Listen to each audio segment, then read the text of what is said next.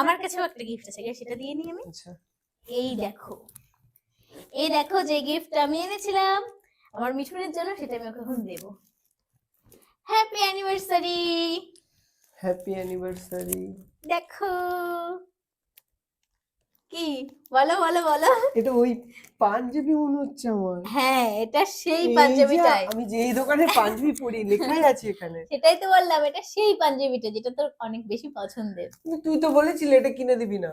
আমি বলেছিলাম যে এখন কোনো অকেশন নেই, তাহলে কিনে কি হবে, কিন্তু আমি জানতাম যে আমি তোমাকে এটা আমাদের অ্যানিভার্সারির দিন গিফট করব। Thank you so much.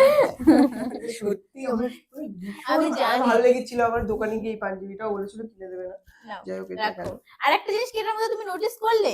এটার মধ্যে কি? ও মাই গড, আমি এটা দেখিনি। প্রিয়ান লেখা মানি ব্যাগের উপরে। কাস্টমাইজ করা। কোথা থেকে কাস্টমাইজ করেছিস? সেটা বলবো এখনই? সেটা আমি পরে বলবো, যখন তুমি এই গিফট গুলো খুলবে তখন বলবো যে কোথা থেকে কাস্টমাইজ করেছি।